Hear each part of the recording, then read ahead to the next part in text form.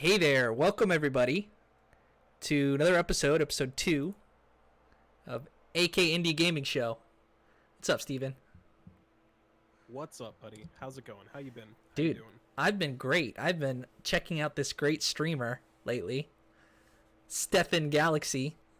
Dude, it was a good time. I checked in on your stream today, and you had a sub goal or a donation train that went Yeah, crazy. definitely had a big yeah, they were doing someone dropped a fat 15 gifted subs. That's awesome. So 15 extra people um that were followers in my chat or whatever or in my channel are now have subscriptions sent to them. So that's obviously really insane. And this morning I had a single emote that I could have on my channel, and now I can have 3 emotes, so I have to draw 2 more. So That's awesome. it's good. That's Yeah, awesome. it was a good time. It's success. It's progress. It's definitely progress. It was really good. I mean, I only like yesterday. I played a game called Snake Pass. I know you know, but Yeah. I played a game called Snake Pass, which is like kind of like a platformer. It's like a Banjo Kazooie type game, but you play as a Yeah. snake, and the controls are very specific and very sensitive. And I was gonna play it yesterday on stream, but I did yesterday's stream was going to be half Slay the Spire, which is topical since that's going to be the game we're talking about today. Oh yeah. And then it was going to be half Snake Pass. And when I went to turn Snake Pass on, I realized that I hadn't installed the game. Um, so I was like, well, never mind. We're going to play something else instead. Yeah. I don't even remember what we played last night instead of that.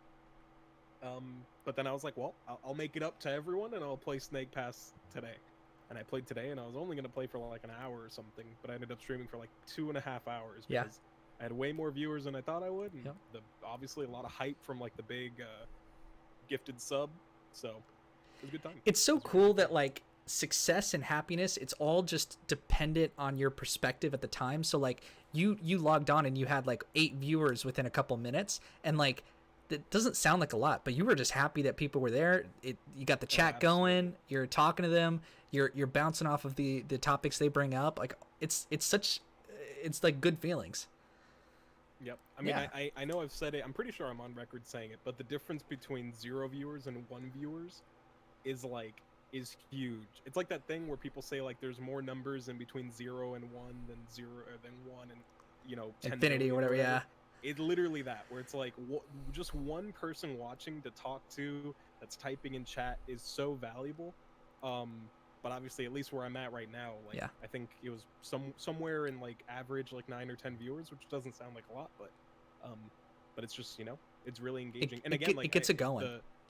Yeah, and the number of people, like I see people, which this is not like an insult, but I know people that have 30 or 40 or even 50 people watching them, and their chat isn't really moving, which obviously I would be very excited to have 50 people Yeah. in watching, but for me, just having a couple people being active and typing and talking and that kind of stuff, like that's way more important than Good. just people. Again, I like people watching. That's obviously a factor. Do you ever worry that, I mean, you're pretty solidified in the indie gaming as a streamer. Like, you're not going to be playing a ton of AAA games unless, something comes along that you want to. But Right. are you worried about being too much of a variety gamer? Kind of. I mean, to be completely honest, I'm playing with the deck stacked against me for sure, because variety streaming is basically like walk straight into the coffin if you're trying to start streaming. Like the real way to branch out traditionally, I guess I should say, is stick to a game, stick to a game stick to a game that you're really good at, and play that game forever, because the Yeah. people that like that game are going to find you eventually, and you're going to grow a community around that. Just chatting is a very, very good resource too, especially because it prevents you from kind of being pigeonholed. There are people, let's say you're a Call of Duty streamer, and if you're not, and again, this is going to sound like kind of messed up, but if you're not super engaging on a personal level and people just want to watch you for Call of Duty, you're basically locked into playing Call of Duty to maintain a viewer base. Because if at any point you want to play Apex Legends, everyone that just watches you for Call of Duty is like, well, I'm out, because this isn't what I'm here for. Yeah. So on one hand, I don't have that problem, but on the other hand, there's the issue with how can I keep recognition? How can I sort of stay in one spot? long enough for people to find it. Yeah. Which is why I tend to stream under the category games and demos, which I think is something I've mentioned before too, just because that has the most people, and because it's just gaming in general, it's a lot better to be there, even if they have 5,000 people total under that category watching, than under Snake Pass, which has 10 or whatever. You gotta scroll way down to get that, yeah. Right. If you're actually doing your category and it's not a category that has more than 1,000 people minimum watching, you're basically setting yourself up for disaster.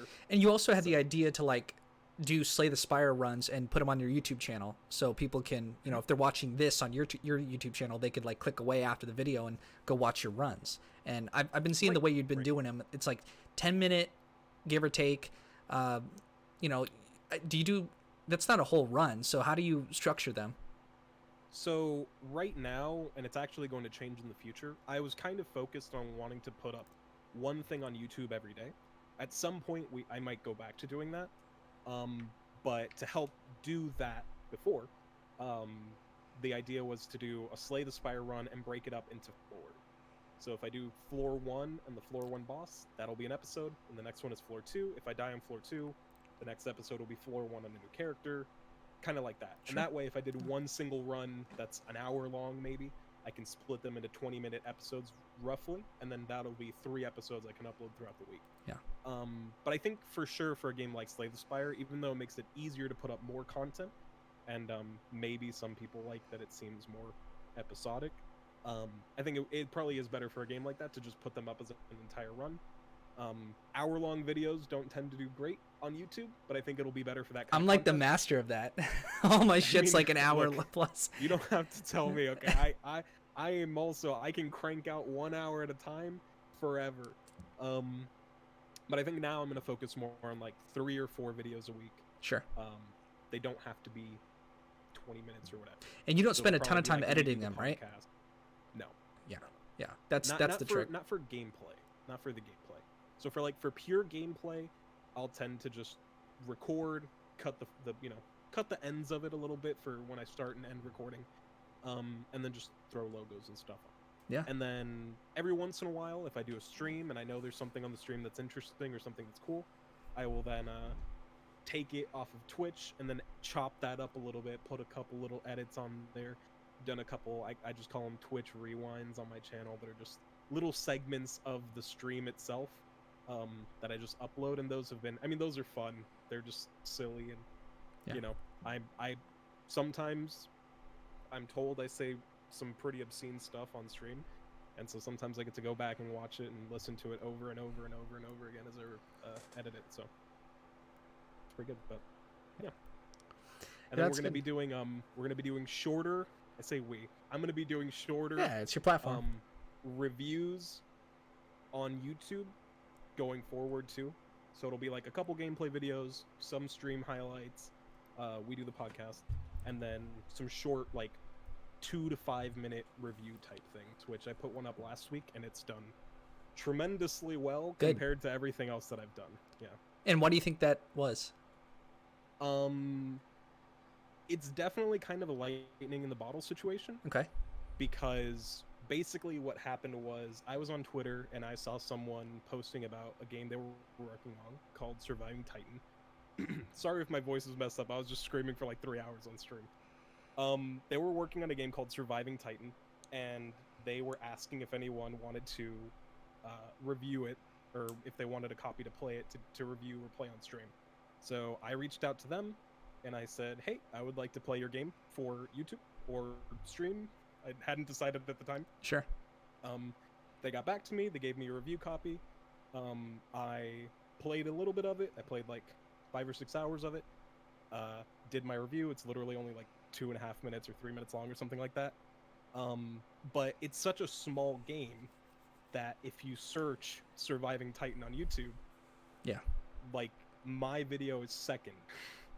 And the first video is a dude that has like 1.5 million subscribers. I heard somewhere that the search engine optimization, like Google is obviously number 1, but that YouTube is like number 2. So when people search shit on the internet, like they go to Google first, but YouTube is second. So Right. You know, if they type in like indie gaming, what's gonna pop up, and it's gonna be only a few channels and only a few different types of videos, but there's a lot of people doing that.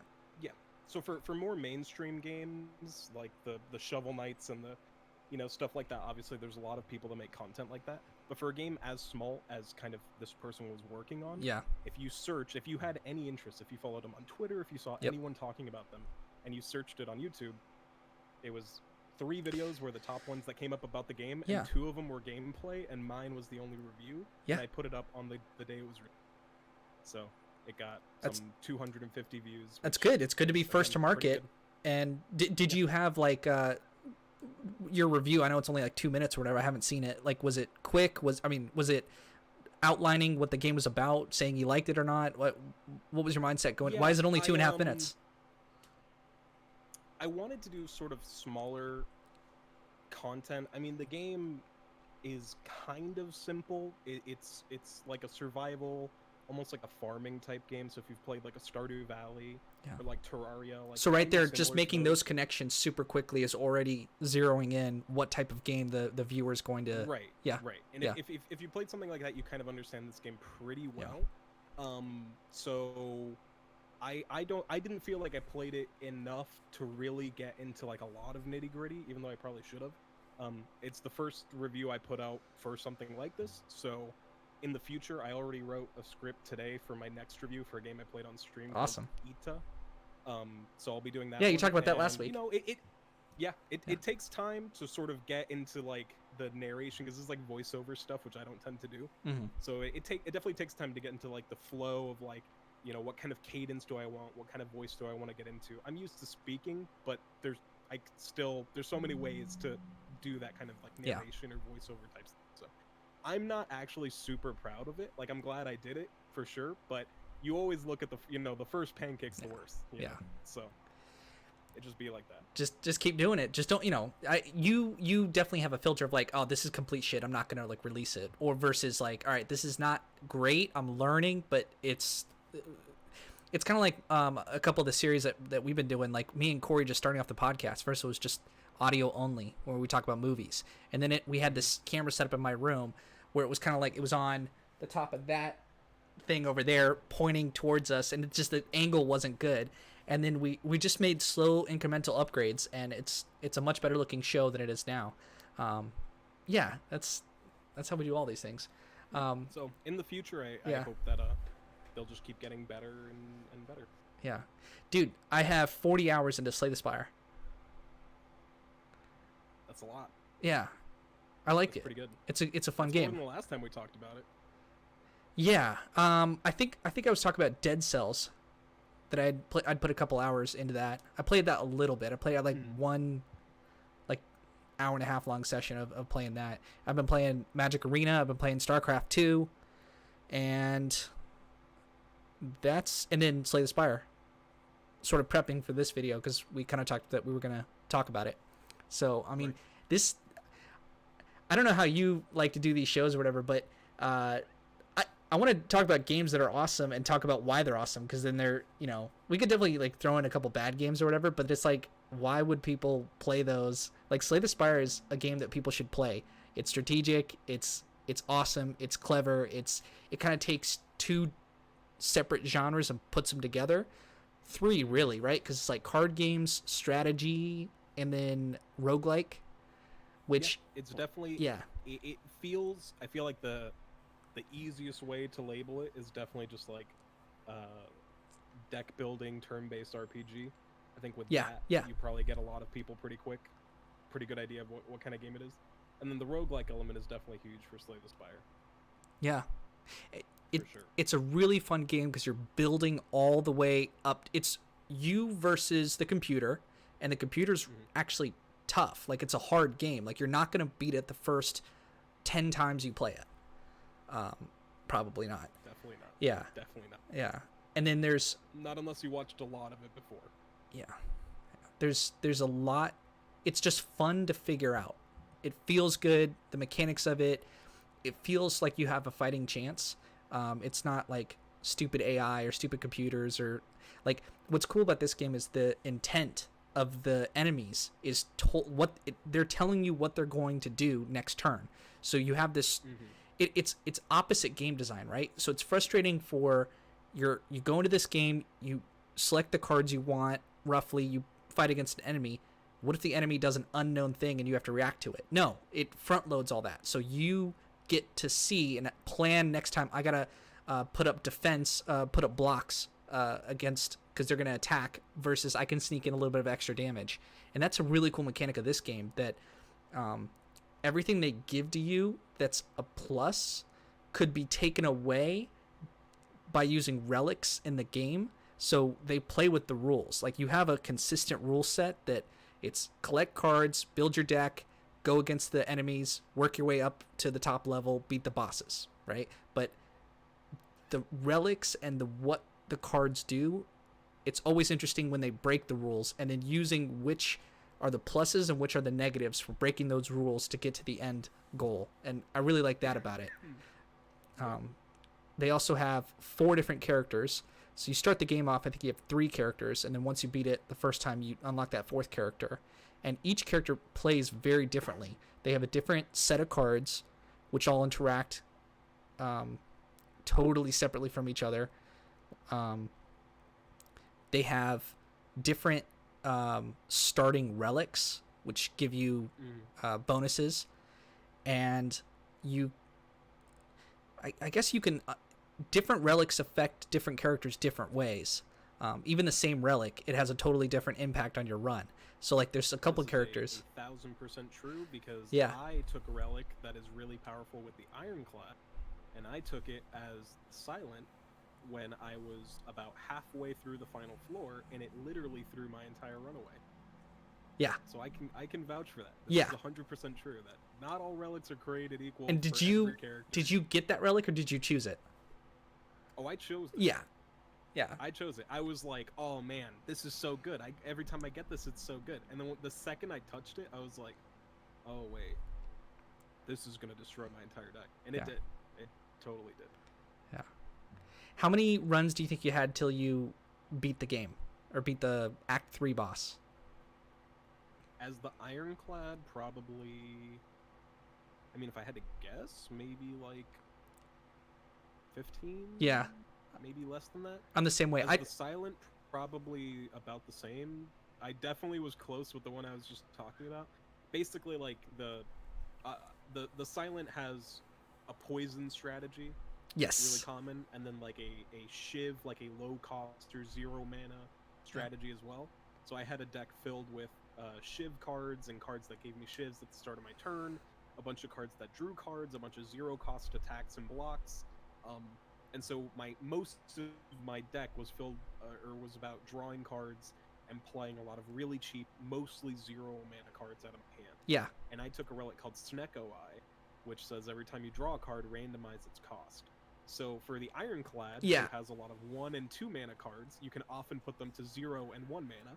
For the Silent, all of my 0 mana cards were turning into 1 and 2 and 3 cost cards, and I could not play more than like 2 cards a turn. And my whole run was just thrown. Yeah, Feels bad. You start out with strikes and defends, and then maybe some like 4 or 5 like crazy cards, like rares or stuff that do different things based on the mechanics of the character that you chose. And so the most simple is the Ironclad, who is very like, at the end of each combat he heals 6 or was it 6 health, and so 6 is default. So you have like 70 starting health or something like that, and you have to go through the entire run. And if you go to 0, then you lose the run, and you don't heal life. The only way you heal is if you rest at sites along the way. So you're going on this journey starting out, and you have to upgrade your cards, which you get from fighting monsters. You get gold, which you can go to stores along the way and buy stuff and put it in your deck. And then it's really tough because there isn't a whole lot of ways to, like, you can incrementally increase your HP, but it's not like you're not doubling your max HP at any point or anything like that. Right. And Slay the Spire often feels like a war of attrition. You're playing it for the long game. Because your HP is such a limited resource, you're often just like fighting, tooth and nail to get to a rest site that more often than not will not restore you to max health. Yeah. If you ever leave max health outside of being within the, what you were saying, the ironclad sort of health regen range of 6 HP at the end of combat, if you're ever outside of that, it's actually extremely difficult to ever hit max health again without having either an exceptionally powerful run, really, really good luck with what you encounter along the way, or just sort of getting a path about, you hit a rest site and then You hit the mic. rest site or whatever. Yeah. Yeah, I know. Yeah. Just, Look, the pop filter is black. I can't see it. It just blends in with everything. Yeah. Yeah. It's such a cool mechanic. Like I had the fortune of not really knowing what roguelikes were before we started. Like you gave me a couple suggestions, and like I had to figure out this was a genre. It's like, oh, you're playing on a run that it just breaks my brain. It's like counterintuitive to normal video games. Like it's not just start and end the game and you're progressing along this long corridor of a storyline going to different worlds. Like, no, this is with the knowledge that you have, you could start up a run right now on a fresh account. I know I'm going to be better than a new player, but we have the same tools. Like that's really cool. It's like a multiplayer where there's a level playing field and you work towards it, but we all have the same starting tools. That's really cool. I really like that. Yeah, roguelites are exceptionally good at valuing player skill and player knowledge. Because just like you're saying, the difference between playing a game, a traditional game, where to be extremely powerful, oftentimes you have to either grind for a long time or level up a lot or get really good gear, or be extremely far into the game. With a roguelike, like how much you know about the game influences your ability to play by a very significant degree. Obviously, with most roguelike games, there are things you can unlock over time. So like even in Slay the Spire, you unlock new cards that you can get in your runs. That will be offered to you on the next run. You could encounter. Yeah. Right. But those are pretty minimal, and oftentimes it's very difficult to find cards you're looking for. Yeah. Especially if they're higher rarity rares. The way they set it up is so that you get slightly more variety and experience. So they start you off with a fresh account, pretty much with the entire strategy of the game, and it only unlocks a little bit. Like my runs now aren't totally different than they were before. Right. You'll usually end up seeing about the same stuff, and they're pretty good about dispersing what kind of cards are where, and really giving you a lot of they do risk reward pretty well. Yes. Because a lot of the most powerful sort of run defining things that you could get, because after every combat, obviously you're allowed to pick one of 3 different cards to add to your deck, and usually those cards are going to end up being a common and occasionally an uncommon. The rares are almost always, you could get them, but they're almost always hidden behind a ball. Which means you're not going to encounter a ton of rares outside of maybe you'll get one in a shop if you have enough gold. Yeah. Maybe you'll get one from a random encounter. For the most part, you have to be hitting those boss checkpoints.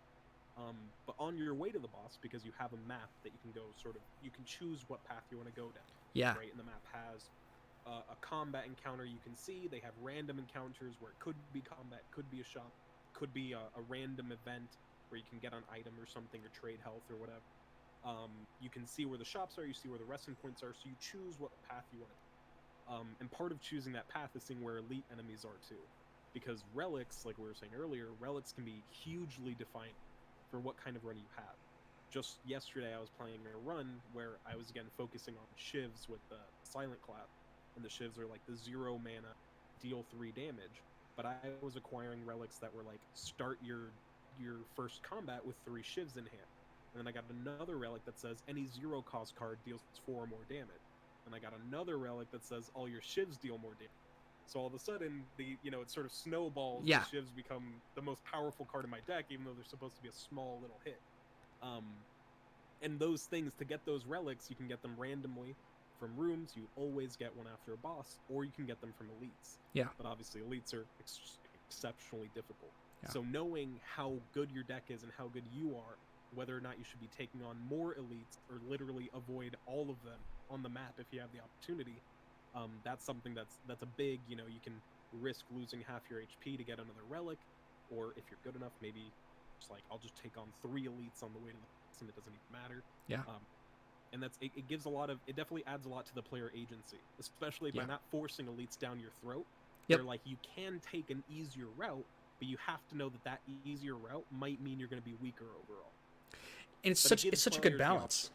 Yeah, because you want to, some runs I avoid all, I go down the path of least resistance, and then some runs I'm like, hey, that elite, I have this, whatever it is, like a relic or a set of cards that, or I just feel confident that I know I have a lot of block in this deck and I can beat almost anything at this level. So I'm going to go through and make myself as powerful as possible so that I can, when I hit the end, there's some walls in this game. Like, it took me a while. Like, I got to the final boss, the Act 3 boss, like, a ton of times, like, probably, like, 8 times before I actually killed it.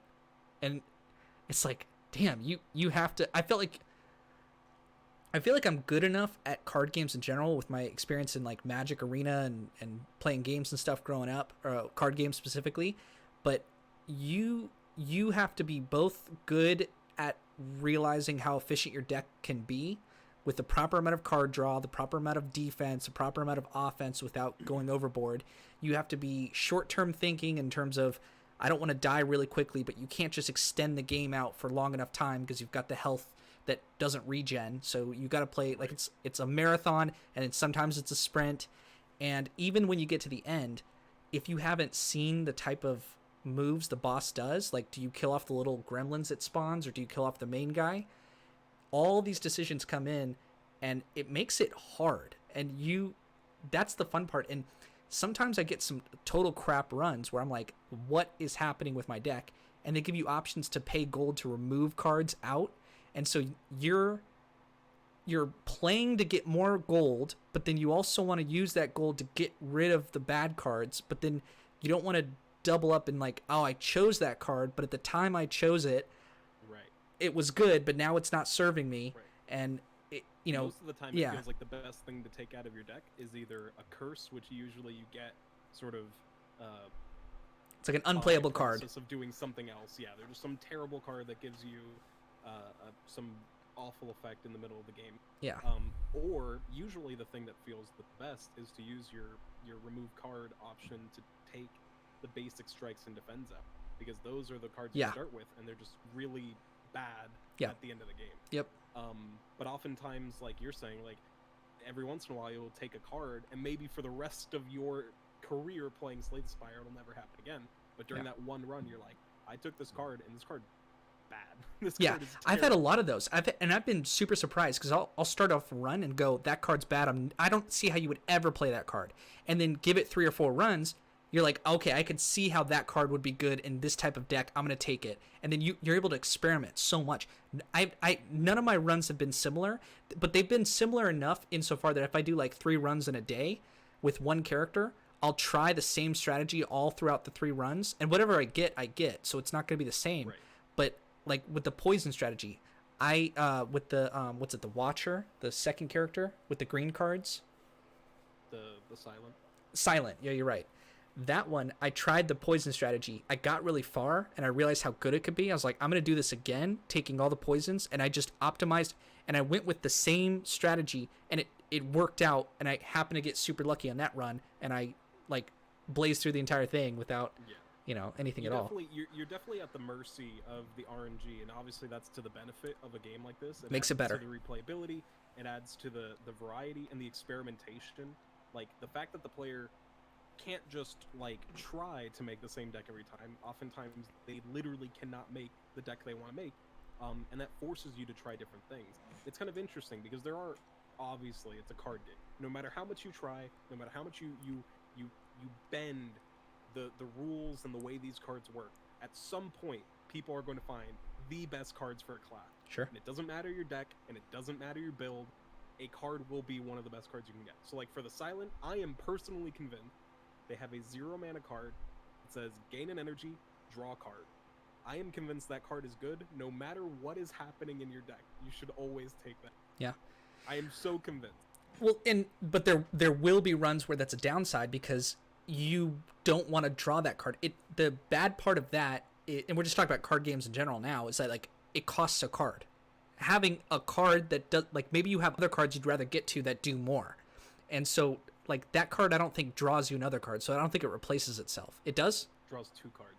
Oh, yeah, then It's 0 cost, gain 1 energy, draw 2 cards, exhaust it, which means it's removed from the game for the rest of the turn. And if you upgrade it, it's gain 2 energy, 0 mana, play it, draw 2 cards. yeah, I'm so convinced that's this like a card staple. Is always good. Yeah. Yeah, it's you always take it, but it's a rare, so you might see one maybe in a run. If you're super lucky, you might get. But other than that, like, the value proposition of how good certain cards are compared to other times is very, very difficult to weigh because it's totally dependent on what your deck is looking at. Like, there are cards that I usually tend to think are pretty bad, but depending on what my deck is looking like, it'll seem like really good. This'll There's work. a card like we're talking about for the Silent. That's a 1 mana card that says deal 8 damage for every attack you've done this turn. Yeah. Usually it's not super good. You'd rather just take a higher damage card. Yeah. But yesterday I had a run that had, start with 3 shivs in your hand and a bunch of other 0 1, 2, 3, and then so... you're doing all this damage. Yeah. Right. And then I found 2 of that card that deals 8 for every attack. And then I found a card that says search for any attack in your deck for 0 mana. So it ended up that I could play my first turn and deal like some 150 damage with this card when normally I wouldn't even take it. Yep. And it's totally dependent on what's going on. And that definitely, like, that amount of replayability and variety and experimentation is very, very important. Yeah. And Slay the Spire is good enough with how it designs its cards that, unlike a lot of other roguelikes where things that are bad are usually just going to be bad no matter what, there are instances where good things are worse and bad things are better depending on everything you've done. And that's really difficult to do. It's really difficult to maintain that kind of balance or that kind of, I guess, that kind of intrigue in your design process. It's such a good game mechanic because no 2 games are the same. It keeps you interested, and if you're bored or whatever, you just switch characters and it's a totally different experience.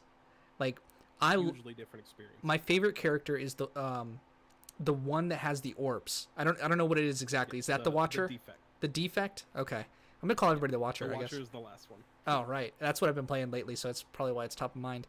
But the guy with the you have 3 orbs, and you could load those orbs up. You start off with a passive that it does lightning orb, which deals 3 damage to a random enemy at the end of your turn. But you could stack up and have multiple orbs. So you could do 3 damage, 3 damage, 3 damage. But you can also add more orb slots. So you can go, you can have, I just beat the final boss or whatever with this thing that would give me more orb slots. So I had like 10 orb slots all doing lightning damage. And then I increased the focus, which, does more damage with the lightning strikes. So I was dealing like 10, 10, 10, 10, 10, 10 every time I ended my turn. So that means I can stock up on those base cards that allow me to get that strategy, but then the rest of the picks were high blocking, high defensive cards. So I was actually a very passive player. I would not do a lot of attacks. Most of it is anticipating, okay, they're going to attack or they're going to put a debuff on me. All it was defense to get myself to the point where I was dealing passive damage every time, and that got me through the entire run. And then the Watcher, it's interesting because the Ironclad and the Silent kind of maintain 2 very simple archetypes of like RPG characters. One is like super high block, super high damage hits, but a few cards per turn. The Ironclad, which is more of like your typical like warrior, barbarian, berserker, right? If you're looking at like RPG archetypes. And the Silent is like your rogue, your assassin. A lot of cards, a lot of drawing. Comboing off strategies, stuff like that, right? Yeah. But then the Watcher totally shifts that into a completely different mentality, where you're paying attention to what orbs you're channeling, which is like which ones, like you're saying, are on your orb slots. But then you can even pay attention to like if you start channeling orbs over the maximum slots you have. So you start with 3 orbs that you can have on a character. If you have a lightning to start with, and you play another card that gives you a lightning, and another card that gives you a lightning, and then you play a 4th, your first orb gets what they call evoke, and then there's a unique ability that's used when the orb is when it leaves your orb slot. Yeah. So like for the lightning ones, at the end of the turn it deals 3 damage, but if you evoke it, it deals 8 damage, I'm pretty sure. Yes. So even figuring out, like, you can take strategies that either evoke your orbs for you, or cards that just keep channeling, and then you manually evoke them by like channeling over your max number and pushing other ones out. And then what order you play orbs in, because if you're like, well, I want to block, but I want to channel block, and then I want to evoke a lightning, so I have to play lightning first, then block, and then the block one pushes the lightning out and it deals damage. And that kind of thing that you have to play with the Watcher, plus the passive effects at the end of the turn. Yeah. Plus, like you're saying, you can put lightning on your character and then block up, or you can focus on channeling ice, which is the block effect, and then use a lot of damage cards in your deck instead. Like, there's a lot to play with. Yes. And it can feel overwhelming at first. That's why it's the third character. Strategies and yeah, it's very difficult. And I haven't even played with the Watcher at all, the one that shifts stances. And I'm like, that's gonna be a nightmare. That one's really tough. I know what you're talking about. Yeah. The fourth character that you unlock. Yeah, that one's really tough. That brief overview of that character. It has 2 stances. Well, it has 3, but the 2 stances. The first one is what's it called? Like, I've been reading these cards all day. I just don't even like remember them. I just play the cards. It has the Wrath. Wrath, which deals double damage. All your attack cards deal double damage, but then you take double damage. So this is really strategic to use it on turns that you want to stack up lots of damage. When the next turn it goes to the enemy, they're not going to attack you, obviously. But then you could enter a calm state, which usually the card that enters a calm state provides you block, which, you know, if they're going to attack, that's a good thing. But when you leave that stance, usually the next turn or the turn after, it gets you 2 energy. So you can almost save that and then play out the rest of your cards. And that's really...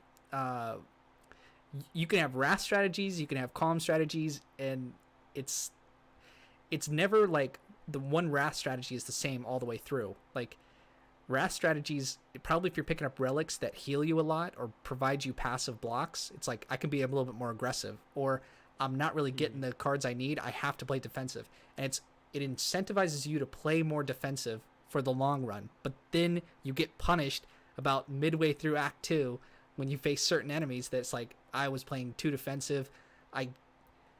They'll have enemies that if the combat goes on long enough, the enemy will definitely win if you're not doing enough damage. You have to put in damage. Is a pretty rough one. Yeah, because they'll have some enemies that gain armor more and more and more, that if you didn't put enough attack in your deck, you're never going to win this fight. And you just have to, it just takes a long time to figure that out. And so you have to be balanced. You can't and you can't skip those. So yeah. And see, it's interesting because I talk a lot when I talk about games, and especially, I mean, any game, indie games, and I mean, you know, Nintendo's like the fucking grandfather of it. Like, design fundamentals, right? Yeah. We talked about this with Celeste about like platforming fundamentals. It's like one thing that is an overarching design sort of baseline is like, you should be able to teach players, and for me it's really important, or I mean, it's kind of a flex, but I like it more because I think it shows a more nuanced hand, is being able to teach players without doing it like overtly. Yeah. Right? So like, if you don't have to tell them the tutorial rules without giving a tutorial. Yeah. Exactly. And Slay the Spire actually does this really, really well. Yeah. And I think a lot of people don't realize it's if they're just intuitive playing through the game. But the game is designed, the first 3 combats are always going to be your easiest combat. Always. And your 4th one will always be a more difficult. Because the options you can fight within those first 3 combats, those will always teach you everything you'll need to know for the most part. Obviously, enemies have unique strategy, but very baseline idea. So like, the Cultist is one of the first enemies you can fight. Their first action is not to attack you. So immediately, you know, enemies aren't going to attack me every time. Then they have a buff on themselves. So you know, okay, enemies can buff themselves, and that can get out of hand, right? The Jawworm is another one, huge health pool, and it debuffs you. The Slimes can put cards into your deck, and you have to fight multiple enemies. You can fight the worms, the larvae or whatever, that have blocks when you hit them, and it teaches you all these really simple things that you might not think about, but all of a sudden when you go past that 3rd fight, you already know enemies can buff themselves, enemies can debuff me, they can put cards in my deck, they can block themselves, they can become more dangerous over time. So it doesn't feel unfair when it happens, like later. Right, and then they sort of add to those over time, and eventually you're fighting 3 cultists at once. You're fighting a boss that turns into 6 slimes over time. But you got that little bit of information just from those first fights, and they're so small, and it happens so early that you have a lot of time to digest what's happening, and you internalize it without even thinking. And just do it, and then in the future you don't ever think about it. That design makes for they can design a more difficult game, because it's not players don't like difficulty if it's random nonsense. They like difficulty if they know what's coming, and they know I have to get better at this, and that way I can get through this boss. Or I'm always at the end of Act 2, I'd always get stuck on that boss, and I just figured out I have to change up my strategy. I'm playing too passive. I have to be more active, or whatever the case is. But it didn't feel unfair. It felt like a challenge to get over, and so I did the same. Like I used the same first character, trying to minimize all the variables. Chose the same sort of strategy with different cards offered. Got to that boss, same thing was happening every time, and I lost the same way. Well, I knew what was happening. I knew what was killing me. I have to design it better. I have to be better. It wasn't like walk into this random room and it does 30 damage to me and there's nothing I can do. It's just a dice roll on. No, nothing like that ever happens. And that makes for a more fun design space. Like it doesn't feel unfair. And there's encounters that are kind of, you might not run into them every run, but you know where they're going to happen. Yeah. So like birds, like fighting the 3 birds that get stunned if they get hit 3 times. Yeah. Like that's always going to happen in the 2nd floor. The regenerating slimes or whatever are always going to happen in the 3rd floor. And I found myself, like, over time, you learn kind of like what you're saying. Yeah, you plan strategy. It's easy to focus only on what you want to do, but sometimes you have to pay attention to, like, well, what are the enemies trying to do too? So, like, I'll end up taking cards that I know are beneficial for certain encounters that I might struggle with. So, like, Dagger Spray is a silent card that's, like, deal 4 damage twice to all enemies. Yep. So if you know you're going to struggle with the bird fight, and they get stunned after getting hit 3 times, you're like, well, if I Dagger Spray and then I hit 2 of them with an additional attack, they're going to be stunned. All I have to do is deal with the 3rd one, and then they're on the floor and they're not flying anymore, so it's easier to fight them. Or there's a boss that has something called Artifact, right, which is the negate a debuff, and the silent has a card that's like apply poison to a random enemy 3 times. So if you take it against them, you can get rid of all of their artifact by attempting to poison them 3 times in a row. And doing stuff like that, where it's like, this card might not be good always, but it might be like the silver bullet against what's about to happen or what's going to come up. Like that can be a huge factor in just swinging you through fights that might just end your run. It's not uncommon to have a run that's really good and then fight the one enemy or group of enemies that doesn't get killed by your strategy instantly, and they just end your run right there. That's the wall. And all of a sudden, it doesn't matter how good your deck was or how good you are, because you weren't planning around what could happen. Yeah, and it's a good amount of time too, because each run, my runs have been lasting about hour to hour and a half, and you can quit anytime, save it, come back to it. I'm so happy they have a save and quit. Holy shit. And you can, like, I'll just leave I'll leave in the middle of combat. Give me time to think. Like I'll get up and like go do something and come back, and it's fine. So it's a very, like, it's a good game for that too. It's not active. You don't have to be sitting there thinking. You can take breaks or whatever. And let's see, what was I gonna say with that? Each run lasts like hour and a half. That's a good amount of time I could do like 2 or 3 runs in a day if I'm sitting down gaming for a couple hours, and it's like, that feels good. It feels like I'm learning. It feels like I usually stick with one character, and if I do 3 runs and I get super tired of that character, switch it up. And the problem with that is then usually I have to do like 1 or 2 runs before I really get back into it and go, okay, I see what the kind of cards I got to be taking. It's fun design. It keeps me interested. It keeps me coming back playing the next day. And even if you beat with the first character, beat the entire game, there's other characters to do it for. But then even if you beat the game with every one of the 4 characters, there's more stuff to unlock, and then it also gets harder. So as long as you're interested, as long as you're vested in, you can keep going. And that's a good part of it too. Yeah. And I mean, you brought it up a little bit, but I definitely want to touch on it a little more. That the game focuses on having enemy intents, the intent of the enemy. Not to get confused with intensity. That's always on display, and that's a huge thing for Slay the Spire for sure, but it's a way to make it feel different from other traditional turn-based RPGs, or just like any kind of strategy game like that, because it's not uncommon in either a regular RPG or even just a card game to feel like you have to play against the randomness of what might happen from your opponent. So like in a game, like even if we want to compare it to Magic, like what cards your opponent has in their hands, counter spells, disruption, kill spells, like those are all things that you can't really play around. For Magic, so you you said? Do what, yeah. Magic the Gathering. So, Okay, yeah. Like, yeah. Sorry, yeah. For the mic, Magic the Gathering, the mic cut out a little bit, so I wanted to make sure. Okay, yeah. But like for that, you have to play around counter spells, kill spells, stuff like that. And so you have to make your best decision on what to do with the cards you have, but you have to do it playing around this like huge list of things to counterplay and play around. But with Slay the Spire, because they show you enemy intent, every single turn, instead of being like, well, I have to make my best turn playing around all these different hypotheticals, instead it becomes almost like a puzzle to be like, with the cards you have, what is the absolute best thing you can do, and it'll be the best thing you can do, and you have to play it out and you have to figure it out. And one of the things that I had to figure out really early on is that, kind of like what I was saying earlier, that the game does feel like a war of attrition. And figuring out that sometimes it's better to deal no damage in a turn and just make sure you block all the damage you're taking, because there is no real time. Some enemies might as well have it. Like we were talking about they kill you over. It buffs itself to get damage every turn. So if you let it go, you're on a too clock. long, they're going to be hitting you for right. You're definitely on a clock for those, and there's a boss that does that too. But not counting that, you can spare damage or spare block depending on the situation to do the optimal plays, and to make sure that you're taking advantage of your health as a resource, because it's so precious. No, I'll play differently if I know I have a rest site right after this battle. I'll take the damage. That's fine, and I'll go for it.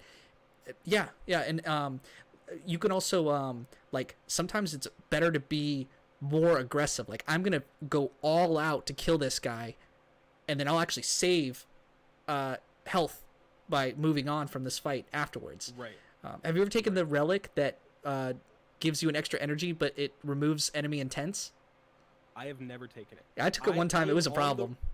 I am on the record saying that every relic that gives you an extra energy, which is obviously it's the mana if it hasn't been said. Yeah. Every relic that gives you an extra energy is extremely powerful. The lantern, like, bro. The A tier relics are like, my personal favorite is gain an energy. You can't take potions. I'll take it every day. Yep. No problem. And then you start going down there. They're like, gain an energy. You can't rest. I'm like, that's worse. Gain an energy. You don't get gold anymore. Okay, that's not great, but that's okay. 6 cards like, maximum. You lose enemy intents. I'm like, you might as well just kill me right here. Yeah. If I take this relic, kill me, send me back to the beginning of the game. I tried it. I had a really good deck. It's impossible. You don't know when to block and when to attack, and it just eliminates it. It makes it, you're just guessing, and it's so bad. It's not good at all. Yeah. And if anything, that really it probably brings to the forefront how important the way the game is designed is. And to compare it to another game, which is one of my personal favorites. I played it last year, and it easily became one of my favorite roguelikes that I've ever played. It's called Into the Breach. I don't know if I've talked about it before, or if you've heard of it. Yeah, I've heard of it, seen it. I've never played it. It's by the developers that did Faster Than Light. Okay, FTL, which is, I know was a I need to play that too. Yeah, that's another really good one. Okay. Into the Breach is a roguelike tactics game. So it's very much like your Advance Wars, your Final Fantasy Tactics type thing. Yeah. And the big thing that makes Into the Breach really special is, compared to those games where you do your turn and then the enemy does their turn, and they, you have no idea what they're doing. Into the Breach always shows the enemy intent. And your goal, instead of kill the enemy squad, is usually to survive a number of turns you're given and prevent the city from being destroyed. Interesting. So enemies will often it's almost like a tower defense. And kind of, yeah. They'll spawn in, and let's say one enemy moves towards a building, another enemy comes in and they move towards a group of people or over a dam that might break the water, and then all the water floods into a city, you don't have to kill the enemies. You could kill them, that's an option. You could move them out of the way. There's a lot of attacks that, like, if you punch or they even have, like, entire squads that don't deal damage. They're all about manipulating enemy location. And all you have to do is keep the city safe. Yeah. And it tells you how many turns you have to do that for. Yeah. And you could not do a game like that if you did not know exactly what the enemies were doing every turn. Yeah. But it makes it really, I mean, it's different because, again, a lot of games, you take your turn, and then the enemy takes their turn, and you don't know what to expect. Well, that's the appeal of multiplayer players games, that intent, right? You get to do that thing. That would be the appeal. Like in multiplayer games, when I'm playing League of Legends or something, I don't know how the other character's gonna. I know the 4 moves that they have, but I don't know how they're gonna do it in lane when I'm fighting against 1-on-1, or I don't know if a character's gonna go from their lane and like gank me in the middle lane or whatever. Like that's the appeal. Is you know what the rules are, but you don't know what the intent is of the opposite players. And players play differently. They play weird. They play like, and that's fun, right? That excitement. And then you mixing the two together, like these 5 characters versus these 5 characters. But this game, it's everything given to you, and the mechanics are the same, but your choices are the things that are the interesting part, or your lack of choices. I really wanted that card, but I don't have enough gold for it. Guess I can't do it, and a lot of micro adjustments. Yeah. It's definitely it's a unique kind of thing that PvE games get to do that PvP games don't get to do. Showing that enemy intent totally changes the dynamic of that game from being like a traditional card game to again, like almost like a puzzle game. Yeah. It's just like, what is the best assortment of actions I can do, because I know what my opponent's going to do. Yeah. A lot of the guesswork is kind of gone. Like there are still random things. There's, the pathing is totally random on the maps. There are totally random events that can occur where maybe a character gives you something for free. They have maybe mystery they give you rooms. Gold or an item. Yeah. Right. Or they could literally be like, hey, what do you want to do? Take 20 damage or take 10 damage and then get cursed. And you're like, what? I don't know. And they're like, well, you got to do one. So just get fucked, I guess. Yeah. And you're like, okay. Yeah. Well, that's great. But those are pretty rare. They're just the full blowout rooms. And usually if they happen, you did get a room that gave you something. And that's where your experience comes in. Your experience lets you know, I've done this every time in the past, and I never win those runs. I've got to change up my strategy, and when I hit this boss, I got to do, or this room, I got to do it differently. I got to choose that every time. Yeah. Yeah. Man, there is a room that's like offer golden idol or 2 bad things. And I never had the golden idol, and then every time after that, whenever I see, do you want to acquire golden idol, I'm always like, yes, God, please give me the golden idol, please. Yeah. Whatever it takes, give it to me, because the other options are so bad. Yeah. Have you ever had a run with the Ironclad where you just go straight offense? Like, oh yeah. Yeah, those are fun. Yeah. My best run with the Ironclad was definitely a defense-based strategy with a card called... With the Ironclad, really? Yeah. Because they have a card called Body Slam. That's deal damage equal to your block. Oh yeah, that's real good. And if you upgrade it costs 0, and then the Ironclad has a lot of like double your block, or a lot of high block cards. So the run that I did with it, I think it was the second run that I beat the final boss with. Yeah. Was like you could stack like 90 block onto your character because it wasn't going away at the end of turns, and then you could have a card that's like your next attack is played twice. You play the Body Slam for 0. It deals 180 to the boss for 0 mana.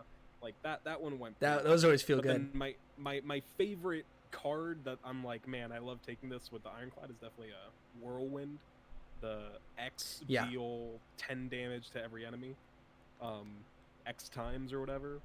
That one's pretty good. That one's a pretty good one. This reminds me of a game I played. You ever played Dominion? No. It's a deck building game. It's like in person. It's not quite a board game, but I'm gonna have you come over to my apartment sometime and play Dominion, because it's sort of similar. You start off with there's like 10 kingdom cards, and all those do things, and they cost things like different. They either cost 1 through 5. Some of them cost more than that. And you start off with 7 copper and 3 estate cards, which are victory points. And with this, everyone starts off with that. You purchase cards that do things. They can give you extra actions.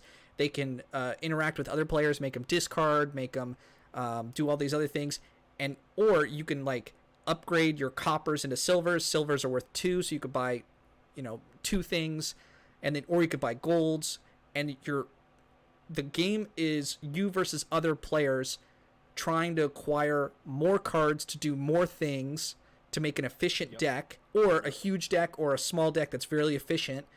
And at some point, everyone starts to transfer over to buy victory points, which don't do anything, but you have to have them in your deck. And then once the last one is bought, everyone reveals their hand.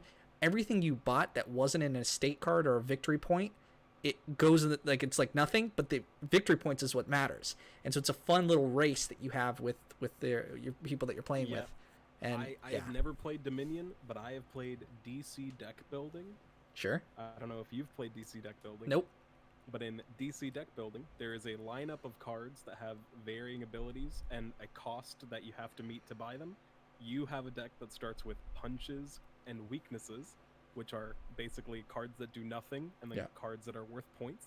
You add up your points of the cards you play to buy cards, you build the deck, all the cards you're buying get you more points. Yep. And then eventually you take on a supervillain, which has a unique effect when he shows up that hurts all the players. If you buy them, they have some super overpowered effect, and then every card has a value on them at the bottom, and whoever has the most value at the end.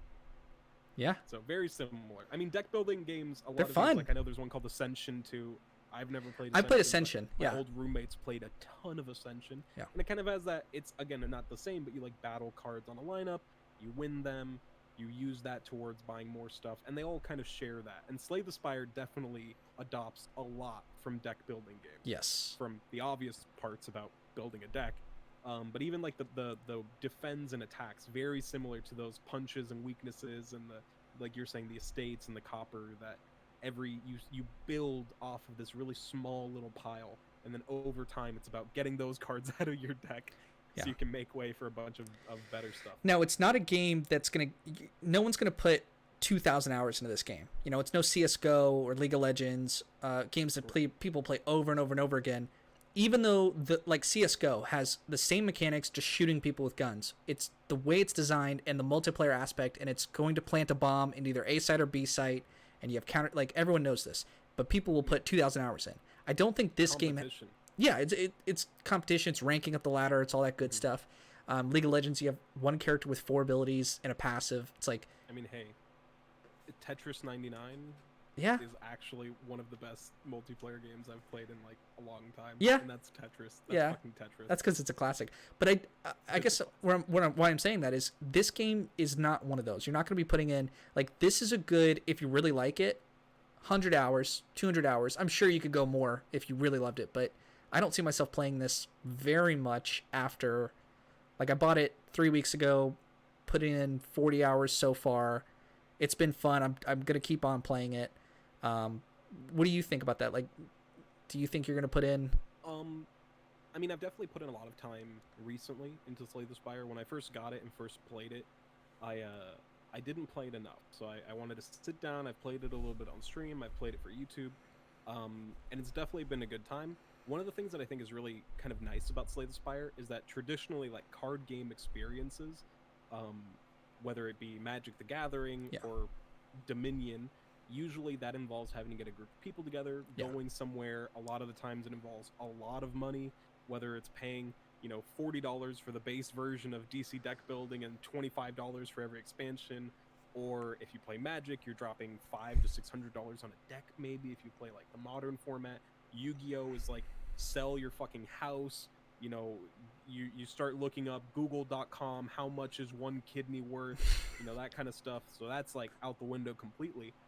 Slay the Spire gives you that feeling, the strategy of playing a card game. Yeah. It gives you the experience of playing something that's unique, like those deck building games offer, where you can build a different deck and take those strategies, and you can just sit down and play it kind of whenever you want. It's like the old school, in the mid 2000s when you'd sit down at your computer and play Galaxy Pinball for half an hour, and then you'd stop. It's you that get up kind of thing. And go. Right. You don't have to sit down and be the best Slay the Spire player. Even Arena. But if you ever have 30 minutes or an hour, you can just sit down and play with it. Even Magic Arena, I have to wait. I have to queue up. I have to go against someone else. I have to wait for them to take their long ass turn. I have to play against an opponent with this deck again. He's playing control. I have to work around this. It eliminates all that. Or like a human drafting, they just put in Magic Arena. Like you have to wait for all like players to choose their cards. All that's eliminated. Right. It's you versus the computer. They go fast. You can take your time. You can go slow. You can go quick. Yeah, it's a really good experience for that reason. The problem with competitive or like multiplayer card games like that too is like you always have sort of like the time fall off. Yeah. Where, like the more you don't play, the more you're like, there's stuff I've missed. Like I used to play a lot of Hearthstone. Yeah. It was like actually terrible. Everybody has the same story as you. I have that. I have that story too. I used to play a ton. I love it. And I was a fucking free-to-play Hearthstone player, okay? And I played a lot of free-to-play Hearthstone, and I finally built my Jade Druid deck in the middle of, like, Knights of the Frozen Table or whatever the fuck it was. Yeah. And I had my insane Death Knight Druid card, and I had all these cards that... And then they were like, we banned this, we changed the effect on this. Also, Jade has rotated out completely. Yeah. And I was like, god damn it, it took me half a year to build my deck because I play for free. Yep. But anyway, rage aside, the point is... that the less you play those games, the more you have to get back into it, and the more you're behind. Yeah. Like whether it's Magic because you don't know what the new sets are, or Hearthstone because you haven't, put your social security number into your Blizzard account. Like there are things that make it more difficult to get back into the game. Yeah. Slay the Spire doesn't have that. If you like card games, if you like deck builders, if you like RPGs, you can just sit down, turn it on, play a little, turn it off. If you want to play for 4 hours, you can. If you want to play for half an hour, you can. If you want to play for 5 minutes, you can be me and pick the silent. And then you can have a little 5-minute run. It's really cool. And if you jawworm or something, you still get that working towards something edge. If like, okay, I'm gonna only focus on this one character, which I don't really know very well. I'm gonna put in more time. You will get rewarded for that effort you put in, and you'll get better. Like it's a great thing for that reason. And it's why indie games are. Like I saw a Reddit post recently that people were complaining about. It was like on Our True Gaming about like why are all these AAA games that I play like the same? And it's like Red Dead Redemption, GTA, God of War, The Witcher 3, like all these phenomenal games that millions and millions and millions of dollars were put into them. That why am I so bored of playing them? Well, what you're in the comments, it's like what you're bored of is an open world that you want to get to the end of it, and like if you put it down for a while and come back to it, you forget where your progress is. Like that's where indie games come in and fill that niche that you still want to play something, you still want to do something, but it's not that intensive. Everything you just said about like sitting down to play against someone else, none of that, and you still get this just kind of like Celeste, like a very quiet, just little compact little gaming experience. It feels like I'm playing like a really good game, and I paid $20 for it, so I if I got 5 hours of enjoyment, I wouldn't have been mad. Like, all right, that's cool, whatever. Right.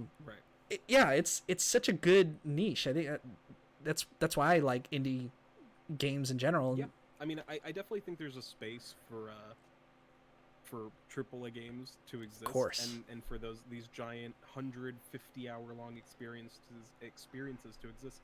Like, I mean, I know I've mentioned this a couple times now, but like, I'm still playing through Final Fantasy VII. Yeah. It's been a slow process for sure. I don't play a lot of it every day. If I play it every day.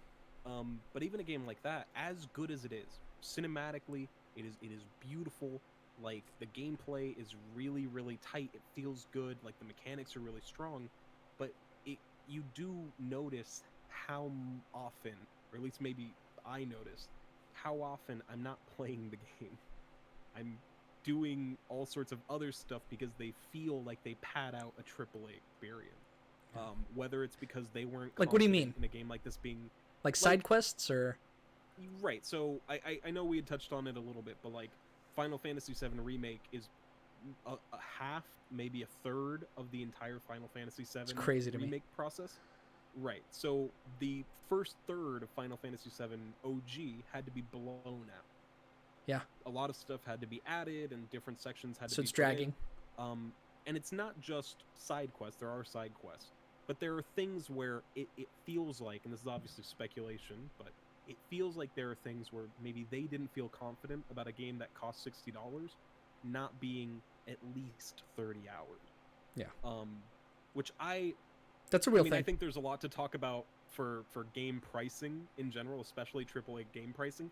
The fact that on the indie game market, you can have a game released for $2, you can have a game released for $30, where if you're releasing a game on store shelves, 99% of the time it is going to be a $60 price. Yes. Whether it's a 5-hour game, whether it's a 150-hour game, it is going to be $60. So it becomes really difficult to start weighing, well, how much is it worth? And if you're, pretentious people like us, obviously I say a joke.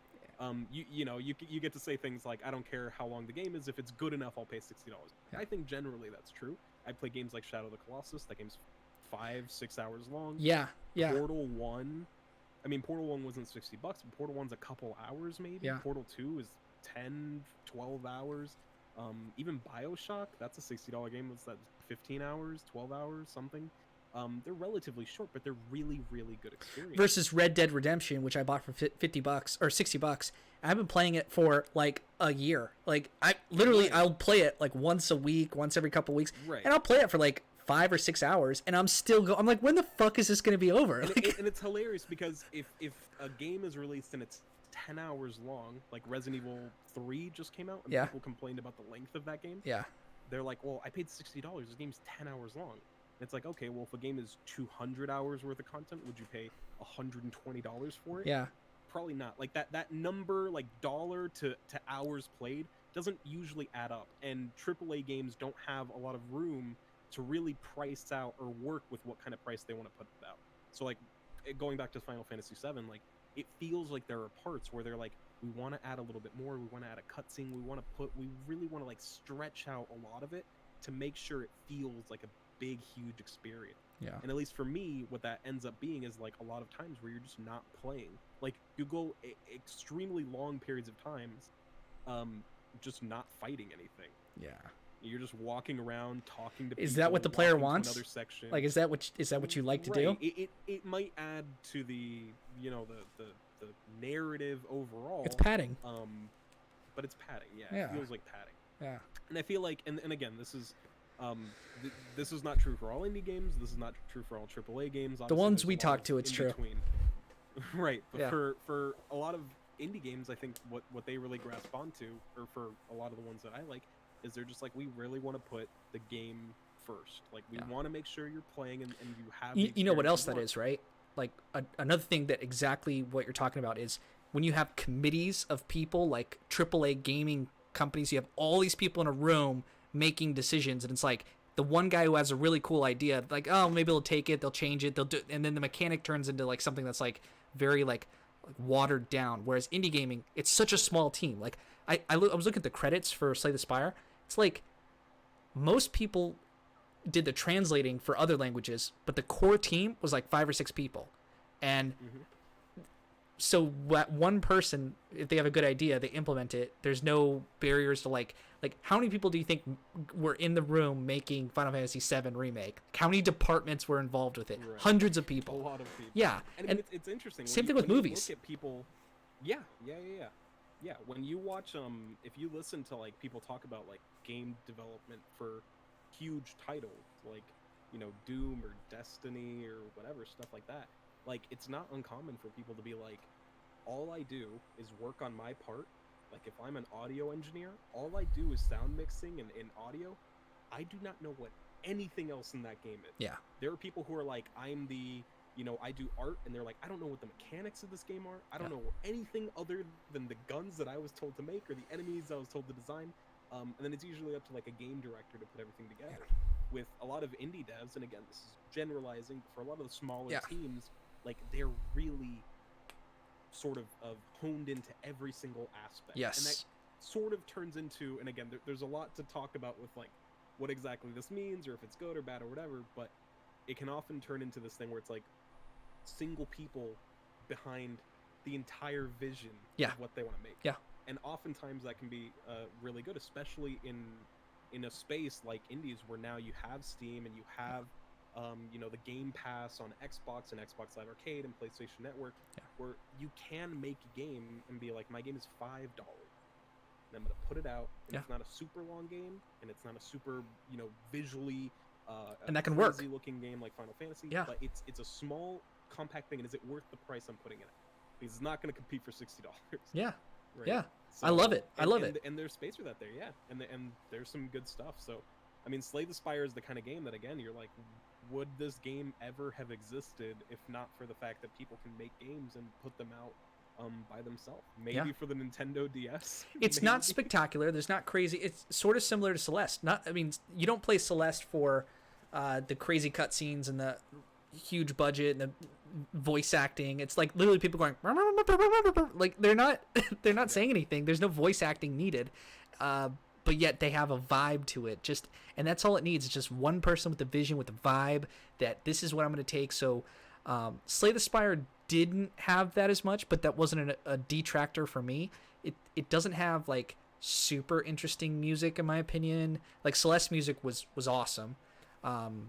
And then it, like, the mechanics were interesting, as more the strategy was interesting, but the animations of you playing are cool, but they're not. Slay the Spire definitely backseats a lot of the bells and whistles. Yeah, that's a good way to put it. It's not super fancy.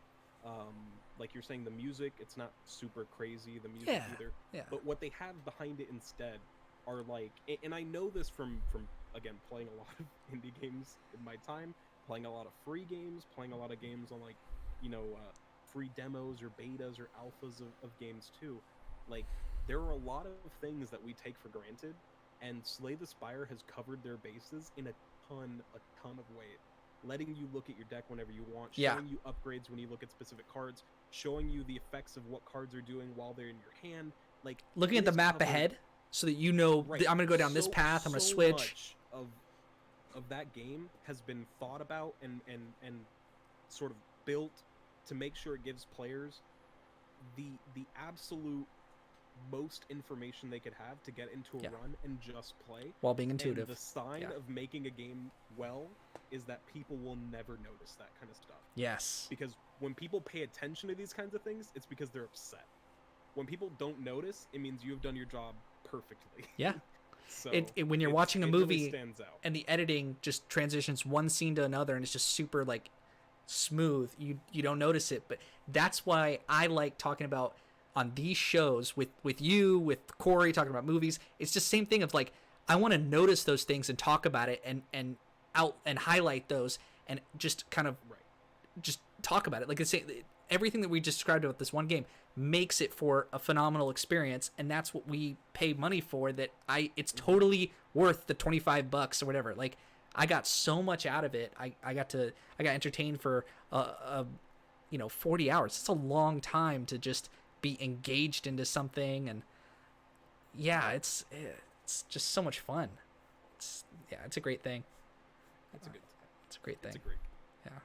Do you have any final thoughts? No, I wanted to ask you one thing about, you have some experience with Yu-Gi-Oh.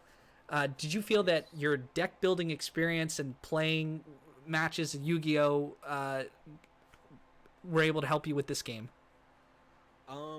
No, and if anything, it made it worse. All right, that's interesting. Honestly, I felt Magic helped me. Like, the fact that I like to draft in Magic a lot helped me with this game. Gave me a startup. Like, I felt like, okay, I get how this game works, and I figured it out pretty fast. Yeah, I think that actually makes a ton of sense. Yu-Gi-Oh is a game that both doesn't have a mana system, so resources are wildly different from what a traditional game's resource limit is. Like, the joke in Yu-Gi-Oh is that you start the game with 8,000 life points, and people are like, you always have 7,900 life points to pay, because they're like, if you don't hit zero, no one cares what your life points are. You don't have mana. So as long as you get to just keep comboing forever, you're good. And Yu-Gi-Oh doesn't have draft. So building a deck that's very carefully constructed from 40 cards is very, very, very important in that game. If you're a Magic player and you're used to looking at different cards and drafting the best deck out of what you're given, I think that definitely applies to something like Slay the Spire a lot more directly. Making a choice of what you might not traditionally want, but how to put things and what to keep, what not to keep, what to take, what not to take. And building upon. I'll have intuitions, I'll choose a new character, having no idea what that. As soon as I see the mechanics of I see what we're trying to do here. I need more card draw. That's just what I need, and so I can go towards that. And it tend to work out. And I was surprised a couple times of, I need to up my orbs for that one character. It's like, No, that's actually not very efficient because I've tried it out. It was counterintuitive in that way, but most of the time it was do it this way based on drafting a deck and choosing the right cards of, and even like I just need a little bit more defense. I'm gonna go towards that. Okay, I'm switching up my strategy. Like, yeah, that's Yeah, so definitely my experience with like deck building games probably helped. And then I'm pretty sure I've said this the first time we talked about Slay the Spire, but really early had to learn that one of the best cards you can choose is none. Sometimes when you're given an option between 3 cards at the end of combat, you have to hit skip and you have to pass. And it might feel bad because you might feel like you don't have a ton of options, but that means that whatever you took that's good, you're going to see more often. And I had a lot of 35 card decks in Slay the Spire early on. Yeah. So. Yeah.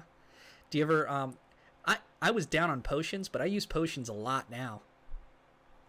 I don't think they're super good, but I would get to when I was doing my first like 10 runs or so, I would get to the 4th potion offered, and I would like have to throw away a potion, like discard it, and I was like, oh no, I need to be using these more often.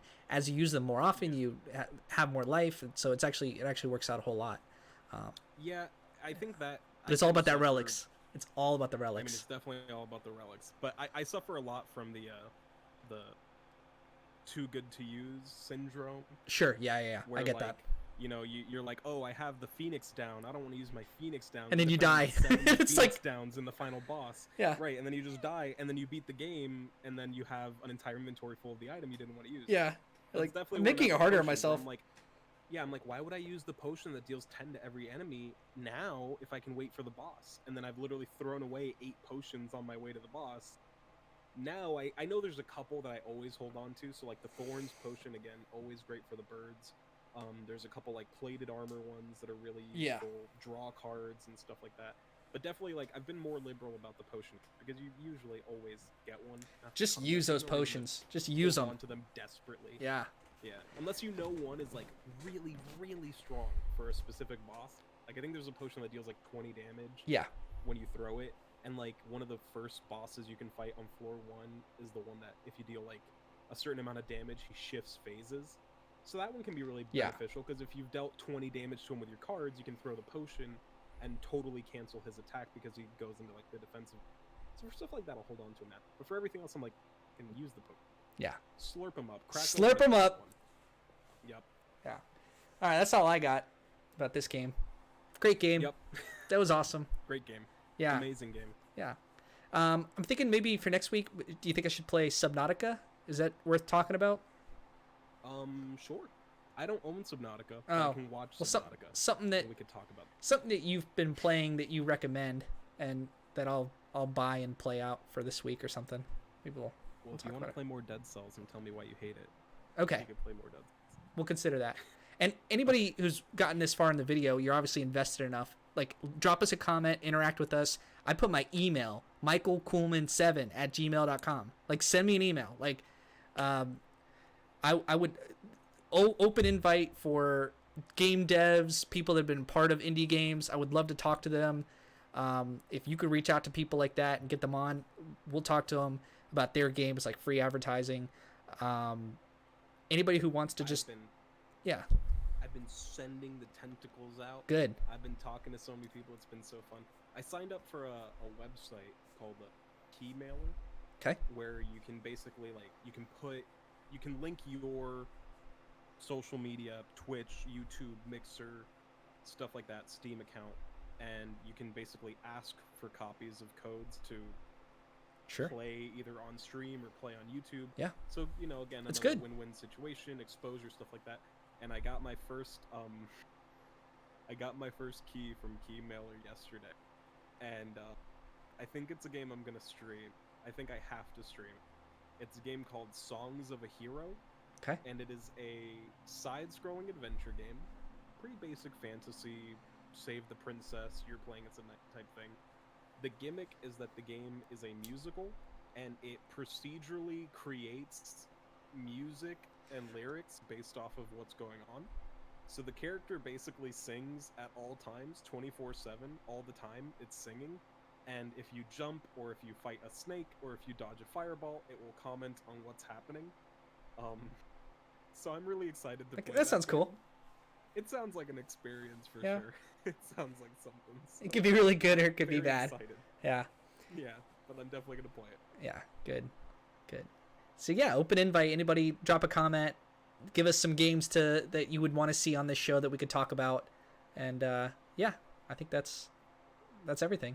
Do you have any final thoughts or final words or anything? Do you want to do your shout out? Shout out for what? Your YouTube channel? Oh yeah. It'll be on my channel too, you know. Yeah, so Michael Coolman, it's just my name. You could see it. If you like movies, go watch our. What I would recommend is anybody that if you want to watch a movie and you don't know what to watch, go to my YouTube channel and just look at the ones we've talked about, and then if any of those sound cool, go watch it, and then like watch our video and see what we thought about it, and our we keep it entertaining. We try to make it so that this is not just like us bullshitting about a movie for an hour and a half. Like we're trying to give you background information, tell you about scenes we liked, background on the information on the director, everything like that. And probably people who watch this video will Slay the Spire. If they play Magic Arena, I have a drafting to win series, and I am not bad at drafting. And I basically I record all my runs and just talk through the mindset of like why I made the decisions I made, and I learn a lot from it. And I make mistakes all the time that I get to correct it, and I would do this differently, and I drafted this card because of X, Y, and Z, and I try to design those to last for years. Like even when the set rotates out, I want these videos designed so that you could find them 2 years from now if you're starting out with Magic. Yeah, so that's what I've been doing, and I'm happy that we're doing this indie gaming show, which I never would have had a podcast about like 6 months ago, but I've always respected the indie culture of music, movies, like especially games, and so yeah, that's all I got for my channel. You got a lot to play. Yeah, I know. I'm like, I've been playing indie games, but not like to your level. And I'm so happy. I'm so lucky that I have you as like I could hit you up on Discord, dude. You got a game for me? Like send one to me, and I could just check your channel out and. Yeah, I think. Go ahead. Yeah. What I was gonna say is that I think that putting these titles like Slay the Spire, Celeste, the next games we're gonna do, just that 1 second people look on your page and go, he has an hour and 30-minute long podcast talking about Slay the Spire. I'll check out that game because I like his content or whatever, and then they can watch us or the opposite. I don't know why you would watch us before you play the game, but this could be like an intro, maybe, can I justify the $23? But yeah, that's, yeah. I was going to say on Twitter, at StefenGalaxy93, I do a daily indie game recommendation. Oh, cool. So. Yeah, that's awesome. That's awesome. You're all about this. I really am. I'm all in. Yeah. Yeah. Cool. Do you have any thoughts that you want to say on camera about how we could change the show or make it better or keep doing what we're doing? I mean, I think it's pretty good right now. Talk about a different game every week. Talk about a little bit more than is game good or bad, whether it be what the game means for the industry as a whole, what makes the game unique, what makes the game special, what about the developers, what about the art style. I think there's a lot of different stuff to talk about, and especially with indie games, there's a lot to explore. From something like, Orcs Must Die, which is like a tower I have that defense game where you just shoot orcs in the face and then put spike traps down, to something like a Short Hike, which is like an hour-long game where you play as a bird trying to climb a mountain because you want cell phone reception. There's so much to talk about, and so many different games and so many different things that these games make. So I mean, I just like talking about it. There's so many different cool games. Awesome. A lot to explore. Yeah. All right, dude. Alrighty. Great episode. Everyone, stay safe. Wash your hands. Don't cough on people. Wash your hands. Wash your fucking hands. Wash your fucking hands. All right. Bye.